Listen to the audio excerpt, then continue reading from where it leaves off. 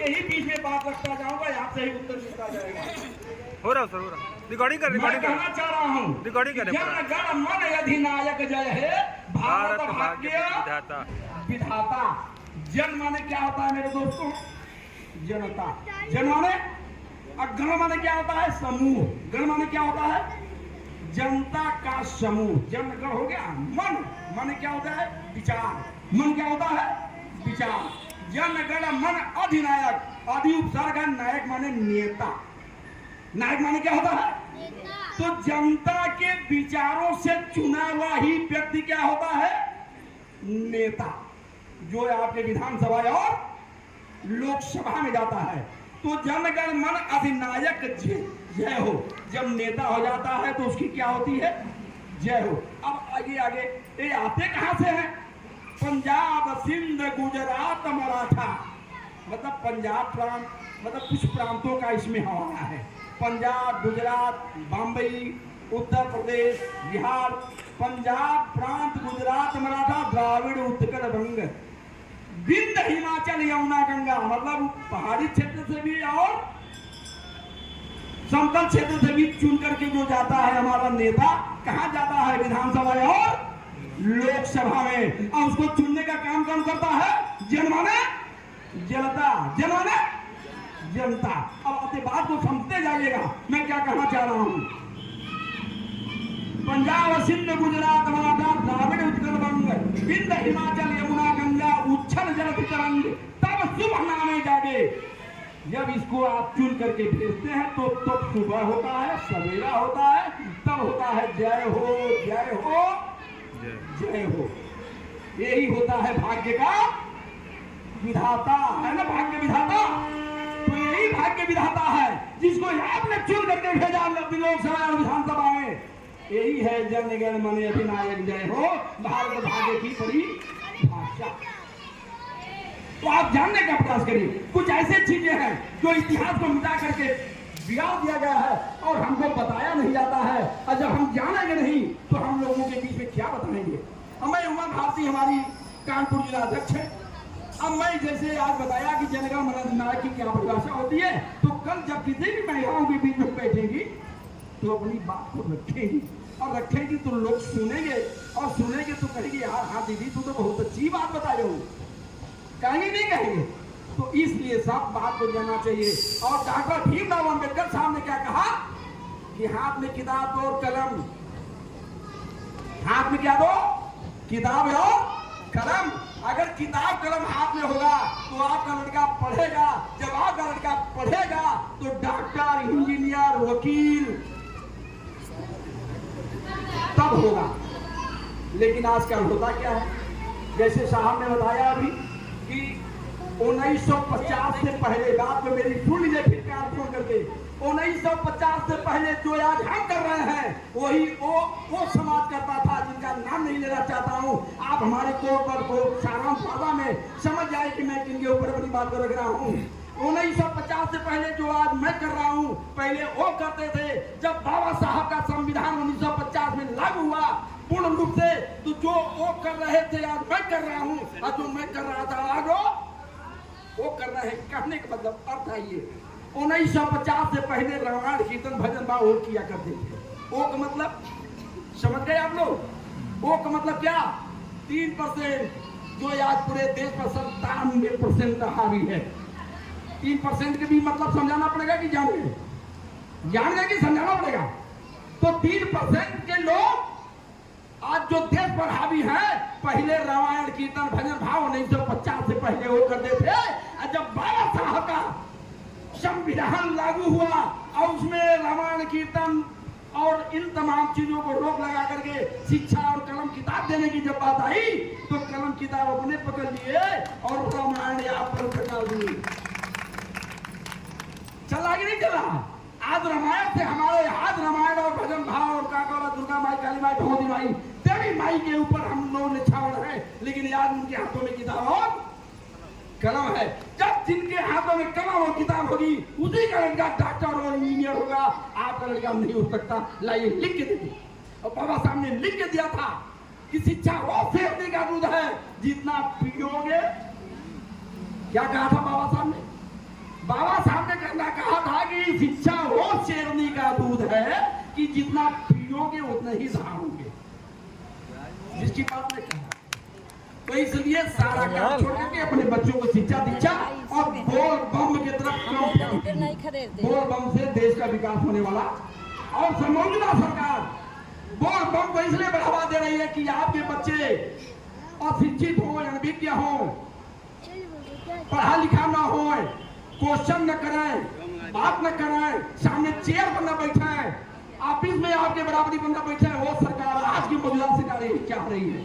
और हम यार जिसको समाज के नाते चुन करके भेजते हैं कि ये जाएगा विधानसभा लोकसभा में हमारी आवाज उठाएगा, लेकिन आवाज उठा नहीं रहा है, बल्कि उनका पीछे लग्गू बन करके बैठा पड़ा है। तो मेरे दोस्तों, अब सब्जेक्ट के ऊपर आते हैं कि हमको उसको चुन करके भेजना है जो हमारी बात को, हमारी आवाज को दमखम से लोकसभा और विधानसभा में उठाए। ऐसे लोगों को भेजना है। तो संकल्प लीजिए कि अगला चुनाव 24 में जो भी चुनाव होगा, अपने समाज को नहीं देखना है, जो योग्य होगा, जो आवाज को उठाने वाला होगा, उसको हम चुनाव करेंगे, उसको हम वोट देंगे और जात और धर्म पर नहीं जाएंगे। ये संकल्प लेने की बात है। आप लोग संकल्प लेते हैं मेरे साथ? आप लोग संकल्प लेते हैं ना कि मैं उसी को वोट दूंगा जो मेरी आवाज को उठाएगा। ये दोस्तों, इस सब तमाम बातों को लेकर के अब आइए शिक्षा पर। तो मैंने सारांश में चला गया। बेरोजगारी, रोजगार तो एकदम समाप्त हो गया। जितनी भी व्यवस्थाएं सरकारी थी सब प्राइवेट हो गई। प्राइवेट क्यों नहीं होगी? अब एक उदाहरण दे रहे हैं। जैसे इन्होंने एक भर्ती निकाली आर्मी में, अग्निवीर की। अग्निवीर की कुल नौकरी अवधि है 4.5 साल। मेरा बच्चा 20 साल के उम्र में अगर अग्निवीर में पैदा हो गया, भर्ती हो गया, तो 25 साल की उम्र में वापस आ जाएगा।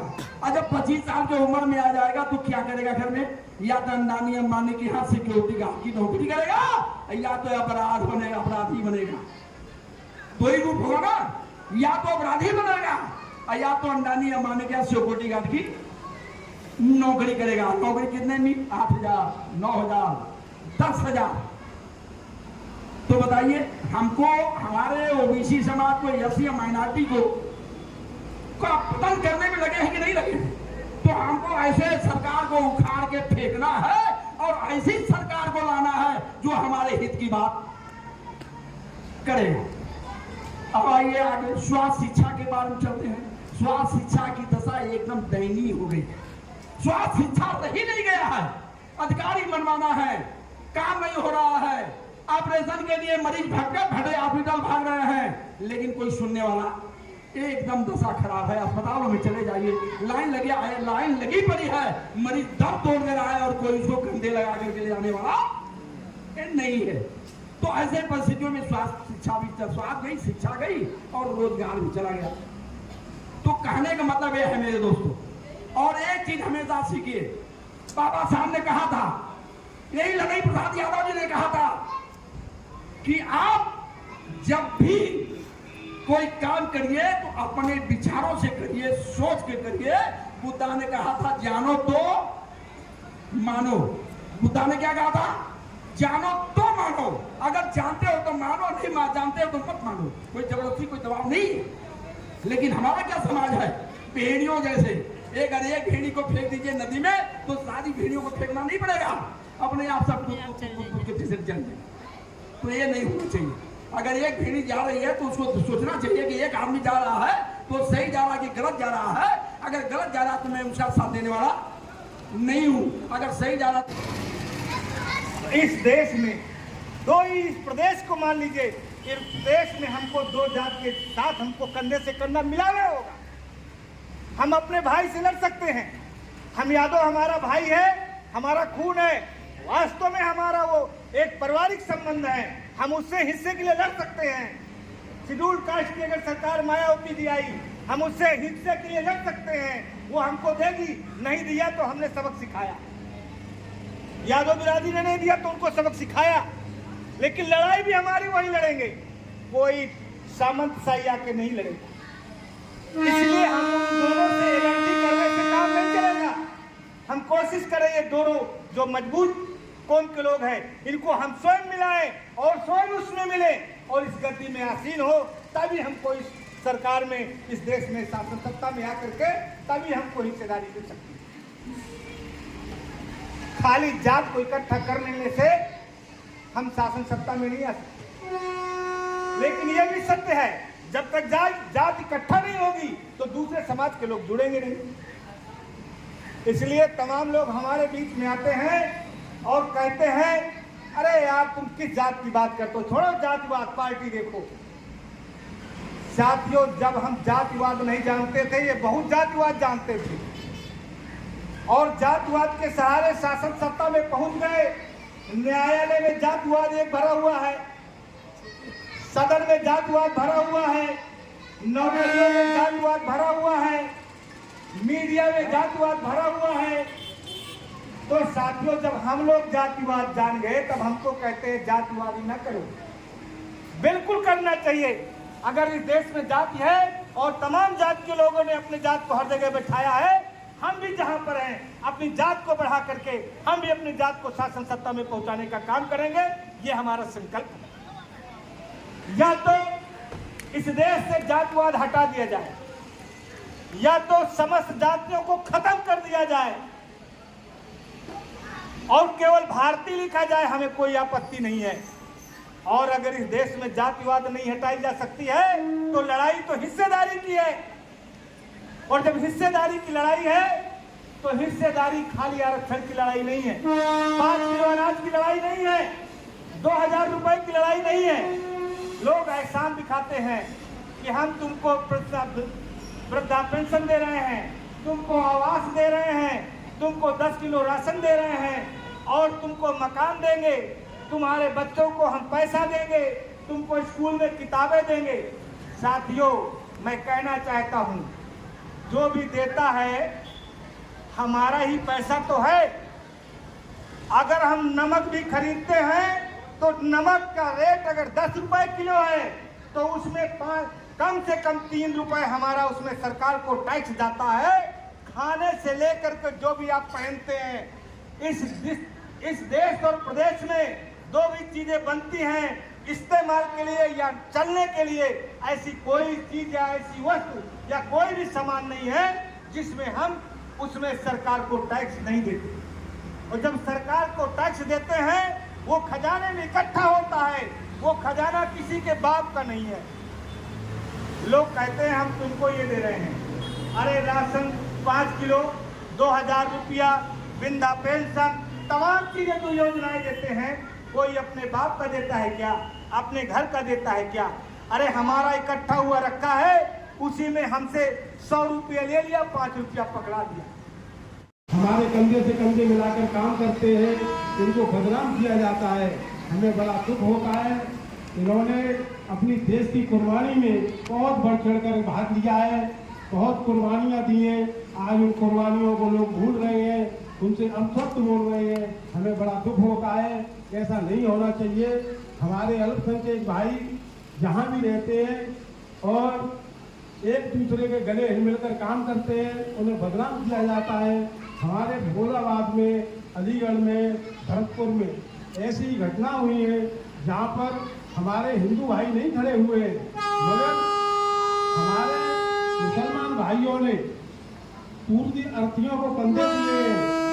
13 दिन तक अपने हिंदू रीति रिवाज के ध्यान में रखते हुए उन्होंने उनकी पूरी तेरहवीं की और उन्हें ले जाकर गंगा के घाट पर जाकर उनकी अस्थियां को सराया। और भरतपुर से उन्होंने डीएम से, कोरोना का वक्त था, डीएम से आदेश लिया और कासगंज एटा के डीएमओ से आदेश लेकर गंगा